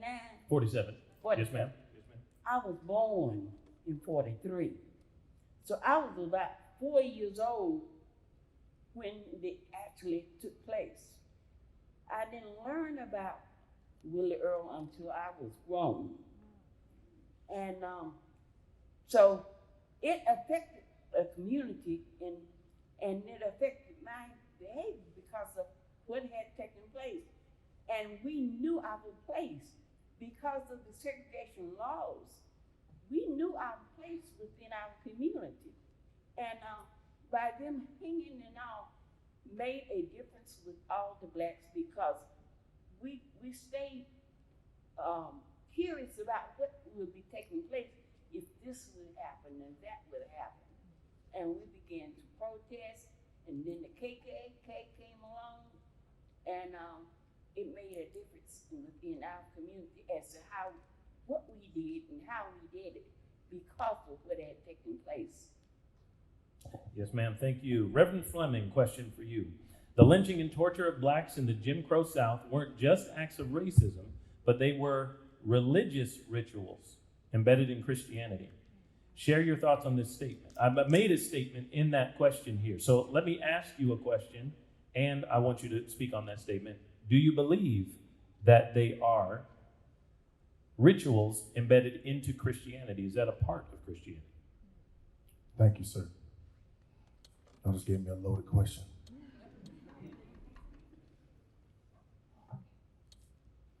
Help me, Lord. Look here. I want it to be me. When you look at it from the standpoint in historicity or historically, a lot of our white brethren, Christian evangelicals, were the ones who led a lot of these charges, if you really start to look at history. The same difference for those who are people of color, who have come from the motherland, the original land. When you look at it from that standpoint, that this was a religion in which was forced upon us, but watch this trick. We as a people, being so special, these melanated individuals, these individuals are so creative, they always learn how to turn lemons into lemonade. And so therefore they turned what was negative. As we know, the scriptures were utilized, the saying that slaves obey your master. So they spent a lot of time utilizing this Christianity, so to speak, from their perspective, from the oppressive standpoint, to keep us enslaved. But nevertheless, these spiritual people, because originally we are known to be a spiritual people, and so therefore we took the same scriptures that were read to us by those with oppressive mindsets and hateful hearts. We took those same scriptures to empower ourselves. So to answer the question more so is to understand, and again, remember these meetings by the Ku Klux Klan and those who were the racist or hateful or terrorist groups, amen. they met in the church. When you start to look at from the standpoint of a sick psychological spin on it, they somehow utilize the killings of black men, black women, black children, and these lynchings as some type of propitiation, some type of favor of God or the deity in which they believe in. Also as expiation from the fact of getting rid of darkness, dark sin, black people. When I get rid of them, this is some type of sacrifice that is made, some type of altar sacrifice, so to speak, as that of killing the black people, as they are the sacrificial lamb, so to speak. And so some way, somehow, they're allowed to justify their acts, even under guise of being quote unquote Christians. And I remember someone saying a long time ago, there's no way in the world that you can proclaim to be a child of God and watch these acts take place and don't do anything about it and still proclaim to be a Christian. Please also understand, and as I move expeditiously, please also understand, I can talk to y'all for every day about that, but please understand that in the midst of this, that's why the church has a bad stain, because there's still the stench of this racial bigotry and hatefulness that still is connected to our communities currently. And that's why a lot of people don't want to deal with Christianity and deal with the church, because the same folk who say, I love you, as we sing these beautiful songs and hymns and recite it, and all the liturgical worship in which we participate in, are the same folk who are the same people who turn a blind eye to these individuals who are being killed and hurt and raped. Matter of fact, I remember Miss Turner, just for example, sorry, having a reflection. Here is a woman was upset because of her husband being wronged and killed. She stood up for him. They took her pregnant. They hung her by her ankles. They burnt her. Kerosene was provided by our sweet white sisters and gave to them. So let's not do that where we like to go ahead and play around with guilt. Y'all want to expect me to say that? You know, when we say certain people are not a part of certain things, we got to deal with truths. And therefore, you have children that were present watching this. And after they burnt her to death, they end up slitting her open and the baby dropped to the ground. The baby cried once, and then they had some people come and stump the child. This stuff happened. And guess what? Some of the same people with these type of mindsets are still now in power in the church, out the church, and in our political arena. We cannot heal if we don't start telling the truth and stop utilizing the fact that I didn't do it. Well, if you stand by, you know these atrocities are going on around you. You're just as guilty as the one who put their hands. I hope I answered your question. Thank you. Thank you. Thank you. Yes, sir. Yes, sir. We got a preacher in the house, ladies and gentlemen. We're going to start church early. All right. Attorney Benson. Attorney Benson. When I go behind Main Street, we have a beautiful Main Street, a beautiful downtown. When I see the 4th Greenville County Courthouse on Main Street, we've all been past it many, many times. There's a marker in the back. Several folks in this room are a part of placing that marker that says this Beaux Arts building, built in 1916 to 18, was the 4th Greenville County Courthouse from 1918 to 1950. It was listed in the National Register of Historic Places in 1994. Now, we heard a story a little bit earlier about what happened at the 1st Greenville County Courthouse. I read that one. We've seen a film today about what happened in the 4th Greenville County Courthouse, the one we still see downtown today, used for different purposes now. And we know what happened or what didn't happen in those environments. Here's my question. How does the legacy of judicial complicity perpetuate systemic injustice and racism in America today, and maybe even here at home? That's a good question. That is a relevant question. That is a question for current times. We saw probably most recently with Ahmaud Arbery, a current day lynching, where the solicitor was implicit, law enforcement was implicit, the judge was implicit, the people in that courtroom were implicit with protecting those who murdered Ahmaud Arbery in cold blood. And it took some time to even arrest those 3 white men who ran him down. It took some time for it to even be brought to light because of the complicity with protecting them. How many times have we seen Black men murdered in cold blood with witnesses, numerous witnesses watching, able to testify, able to say, yeah, I saw that officer with his knee on that man's neck while he said, I cannot breathe. And those officers be acquitted.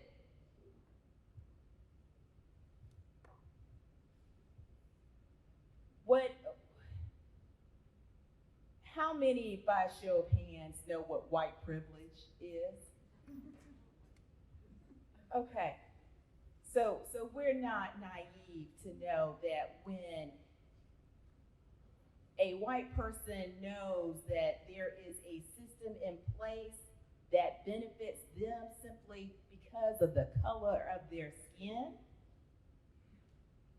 that they are either going to silently sit by and allow that system to operate the way that it always has, or allow the folks who do have the power to hang you by the neck if you threaten that system. That's what we are still dealing with today. We have to remember what happened to Ira Johnson, Robert Williams, Willie Earl. But fast forward to today, and we still have the same type of killings, modern day lynchings occurring every single day in our Black communities. Reverend Fema, what is the end goal of racial reconciliation? Great question. The end goal of racial reconciliation. When my fellow brothers and sisters who don't look like me, of power and influence, stand up and say, this is it. We're not doing this anymore. There's going to be equity and equality. We know what was, it don't have to be. Watch this. Let's go even deeper than that. We can protest, march. I'm all for it. Was raised in it. Ironically, even in the 80s, because my parents made sure my little happy self was going to get out there and do it. But anyway, still being taught what was and even what's currently happening. When we deal with truths, even as much as we yell and scream and get all these people to come out, there's still a people who controls the world by legislation, laws made. I can yell and say all this stuff I'm saying today, and they'll be like, yeah, and guess what? Not a change happened. For what? I die, go on, and nothing still has happened for my babies that are coming up in this. The reality is, again, as I conclude this, when we simply say like it's supposed to be said, we're going to do our part, and we need to do our part. As people of color, let's just be real about that. We need to do our part. But as we do our part, there are people who are in control. And those people who are in control, once they say, not just the fact that because I want to still go to my social club that I like to deal with, and I know I golf with so-and-so on these particular days, but they say with the power and influence and the financial backing that I have, that we're going to make sure that everybody is treated right. And those atrocities in the past, we're going to make sure we rectify these situations the best we can as we move forward. Until that stuff is said on all platforms, politically, those in church, outside of church, wherever you go, military, yes, I said it, hope I don't get fired, but well. Fact of the matter is to understand the truth is the truth. Until those people in power say this is wrong, we're going to keep doing this, sweat like crazy, marching, fussing, doing all this extra stuff, and nothing has been changed. So we got to put people in position that's actually going to make a difference, whether they look like us or not. And the ones that don't look like us need to make sure that we don't go operate under guilt, but understand that there is a calling in you in this season while you're breathing. This ain't just spiritual. For you to move forward while you have breath in your body to make a difference instead of going along with the same old and expecting for the world to change. You know how we'll say those people ought to do something? We are those people. In this time and day and age, truth be told, to conclude that, we have to make sure that we're allowing for the truth to be told. Our youth don't know nothing about any of the stuff that's been taking place. Let's just talk real right now. How do we expect for them to take over if we're not teaching them? How do we expect from them to empathize, to respect what has taken place if we have never told them? Because the truth is too ugly, it's uncomfortable.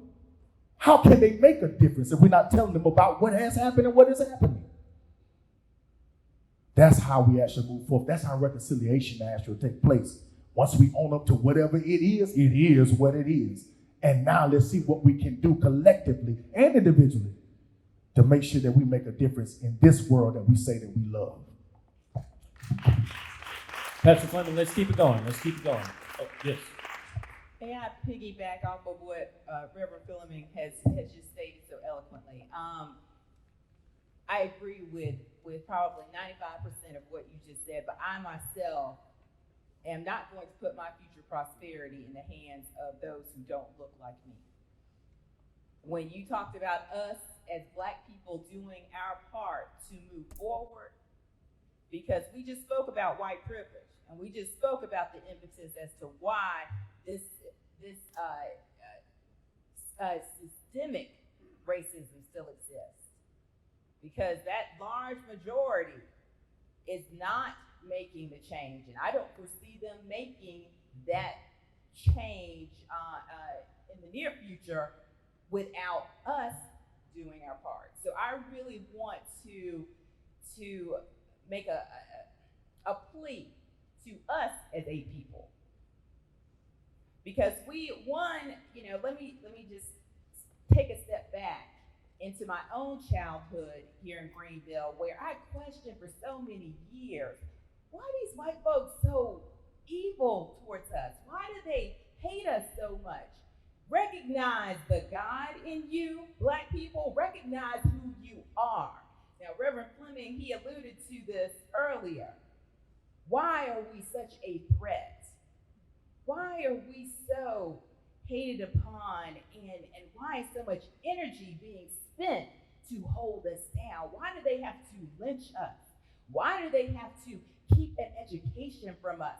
Why are they trying to do this? And when you think about that and you recognize who you are, where you came from, who you really are, then you will understand what your duty is as a Black person to move forward. Thank you. Thank you for that. Ms. Butler, I'm pointing this next one for you.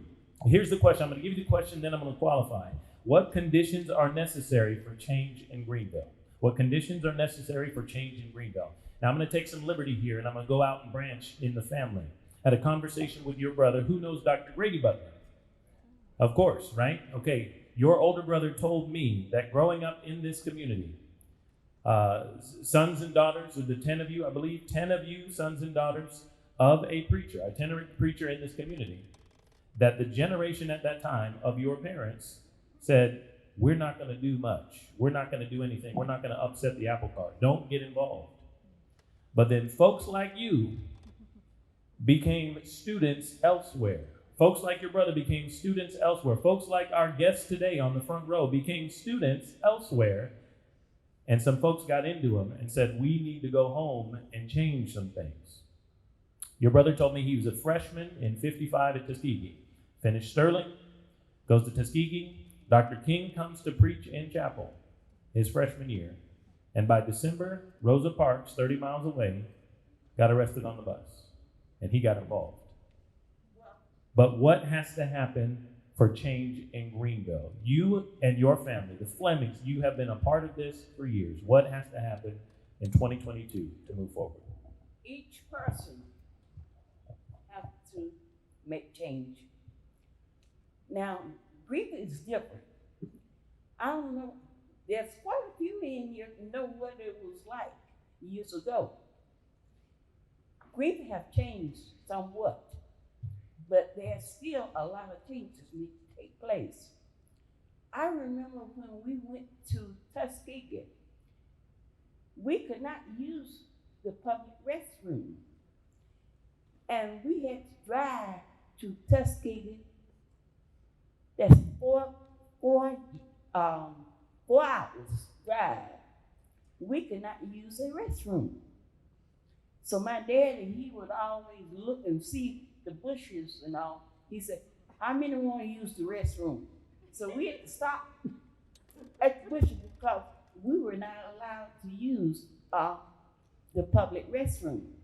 But in order to make change, you have to change yourself.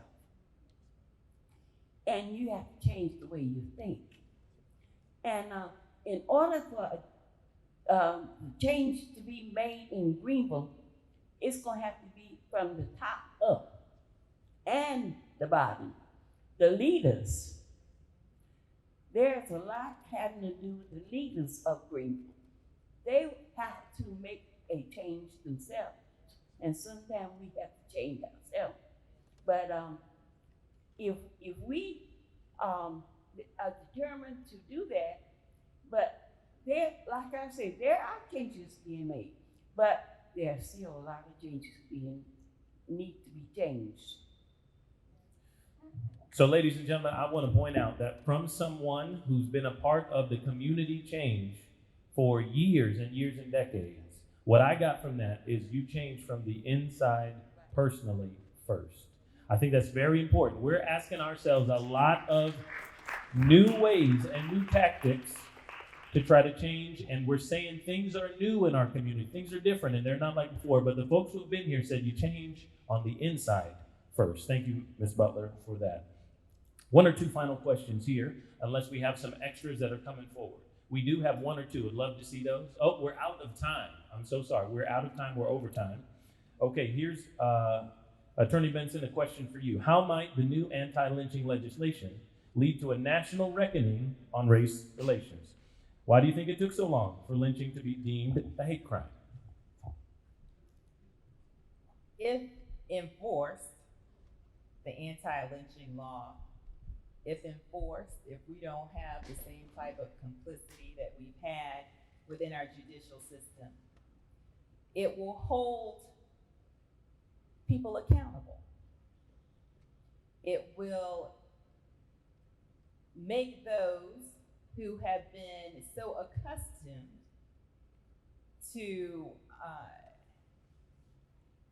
freely engage in killing, murdering Black folks, terrorizing our communities. It will hold them accountable. It will make them realize that there is a punitive measure in place where they could lose their own freedom and or life. That's if enforced. There are a lot of laws in this country that make it illegal for someone to murder someone on the basis of their skin color or for other reasons.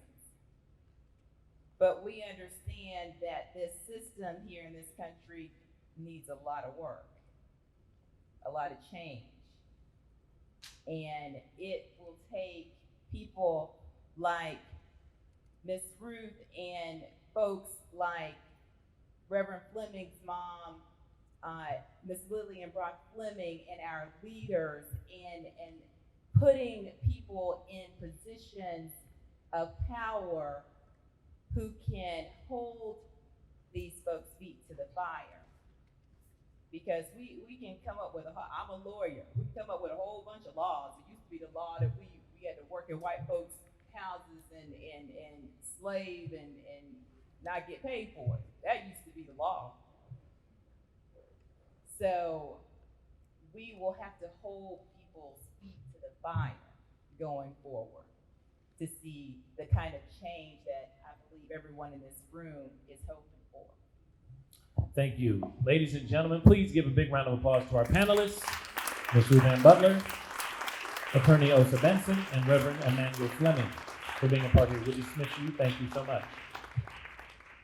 We apologize that we went over time and did not get to take your questions. However, I think we were all blessed by what we've heard today and challenged. The last question that I had on here is open to everybody. I'm going to pose that question, and then I'm going to give us something to think about before we finish and conclude this afternoon. Thank you so much for being with us here today. I've had the privilege of being a part of some of these community conversations for the last few years, and they're so exciting to see so many folks who've never been a part of the community conversation before participating.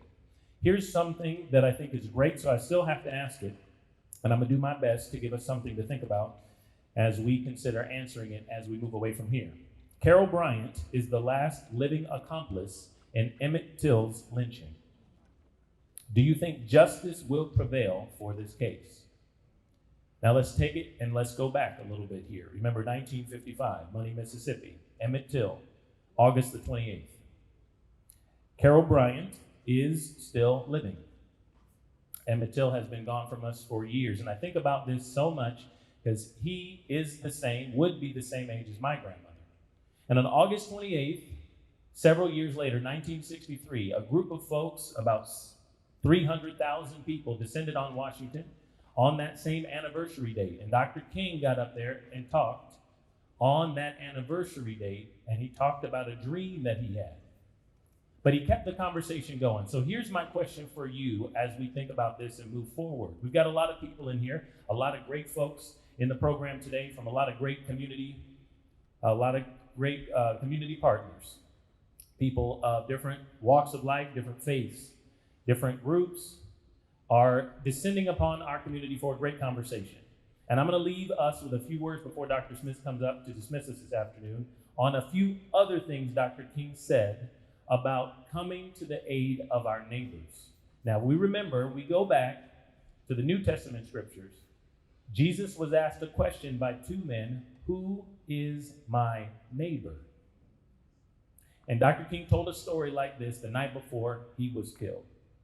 One day a man came to Jesus, and he raised some questions about some vital matters of life. At points he wanted to trick Jesus and prove to him that he knew a little more than Jesus knew and throw him off base. Now that question could have easily ended in a theological and philosophical debate. But Jesus immediately pulled that question from midair and placed it on a dangerous curve between Jerusalem and Jericho. And he talked about a certain man who fell among thieves.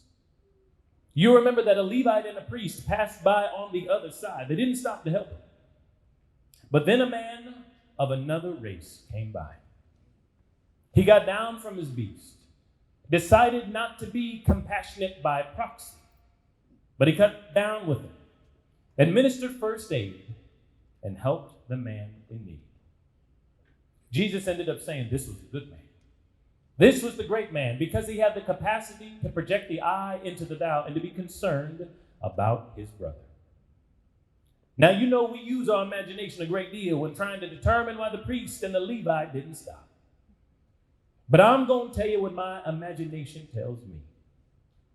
You know, it's possible that those men were afraid. You see, the Jericho road's a dangerous road. In the days of Jesus, it came to be known as the Bloody Pass. And it's possible that the Levite and the priest looked over that man on the ground and they wondered if the robbers were still around. Or it's possible that they felt that the man on the ground was merely faking and that he was acting like he had been robbed and hurt in order to seize them over there, to lure them there for quick and easy seizure. So the first question that the Levite asked, the first question that the priest asked was, if I stop to help this man, what will happen to me? But then the Good Samaritan came by, and he reversed the question. If I do not stop to help this man, what will happen to him? That's the question before you tonight. Not if I stop to help the man in need, what will happen to my job? Not if I stop to help the man in need, what will happen to all of the hours that I usually spend in my office every day and every week? The question is not if I stop to help the man in need, what will happen to me? The question is if I do not stop to help, what will happen to them? Let us rise up tonight with a greater readiness. Let us stand with a greater determination, and then let us move on in these powerful days, these days of challenge, to make America what it ought to be. We have an opportunity to make Greenville a better place. And I want to thank God once more for allowing me to be here with you. Thank you, Dr. Smith.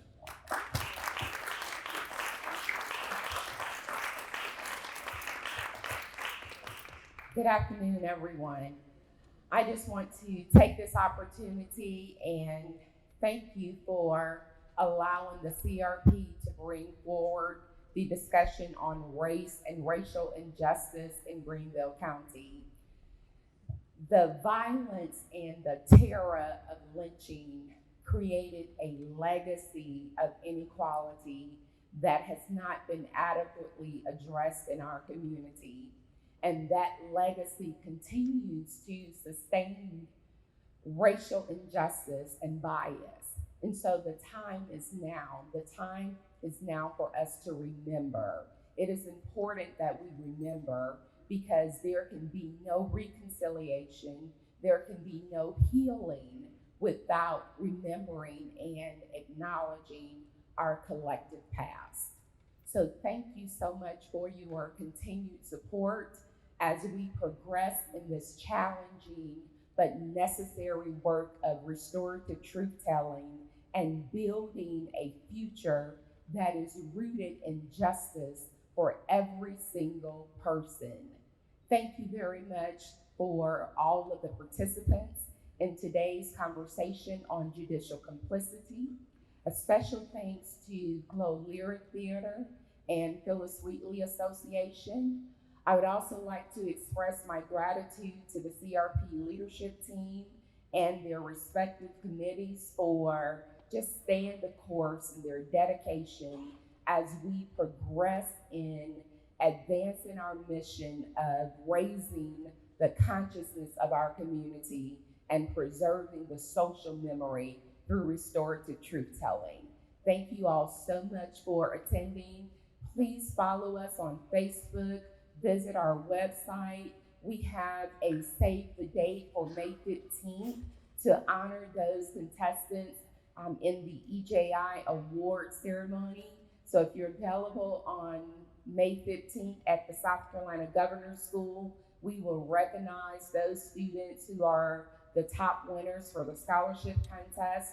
Also save the date for June 18th, where we will honor Ira Johnson and Robert Williams. Someone asked a question earlier, do we have markers? We have installed a marker, erected a marker for Tom Keith, and we're in the process of erecting markers for Ira Johnson, Robert Williams, and George Green.